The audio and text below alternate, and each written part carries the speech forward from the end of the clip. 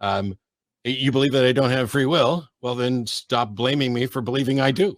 There's also the paradox of tolerance, though, which I'm not a big fan of. So, like, you know what we should do? I don't know. I'd like to explore that more, because you could lean into it and land on the paradox of tolerance and feel as though they're equivalent. And I don't think they are. And there must be a reason that's more logical than that argument that they aren't. Right. Yeah.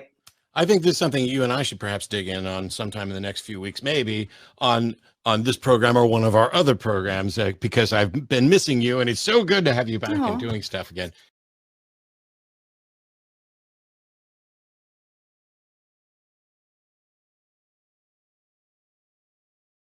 Armageddon, and I'm just thinking, what do I do? Because I don't think I'm going to be able to convince them that they're wrong, but at the same time, I don't want to ruin my relationship with them, because they're actually quite nice to me apart from that.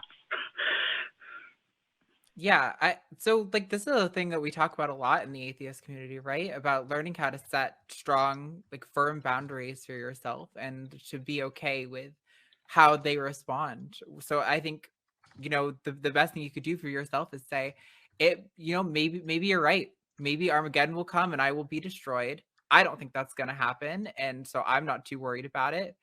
But regardless, I don't believe, and I'm not interested in debating this with you. So I would appreciate it if we could have a relationship where we just don't talk about that. That's a boundary for me. And if you continue to violate that boundary, you can set a new boundary. Say, okay, well then I'm not going to be coming over anymore. We'll just do like weekly phone calls or something. You know, you can always ratchet your boundaries around what your personal needs are. But I definitely think it's important to try your best, rather, because it's not, communication's not a perfect system, but you know, do your best to communicate exactly what your needs are, exactly what your boundaries are for what you don't want to have happening with them. And if they respect it, great. And if they don't, well then, you know, you've told them what the conditions for a relationship with you were. And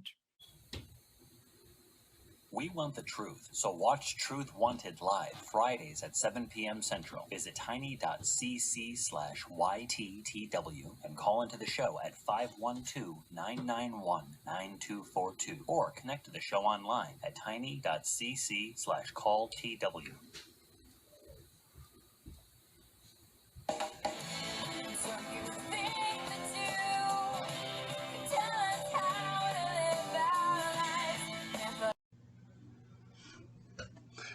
At the 36-second mark of the atheist experience, this is the image that you see.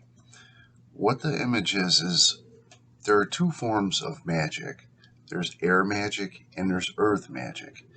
Air magic alters nature. Earth magic does the same, but in a different way. Air magic is something that's said underneath your breath, and earth magic is done with stones. And this is what you see here. This is the atheist experience. Notice at the very top, you see the number 8. The number 8 is a number of chaos. Next to the number 8, you have 3.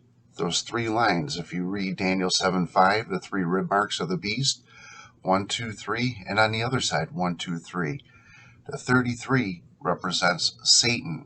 So you have satanic chaos. Beneath that, Satan's mother is Isis, and there is an image of the goddess Isis underneath there. That's all made in stone structures that can only be seen from the skies.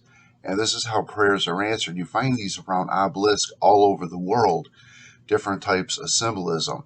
And this is showing you exactly who they are.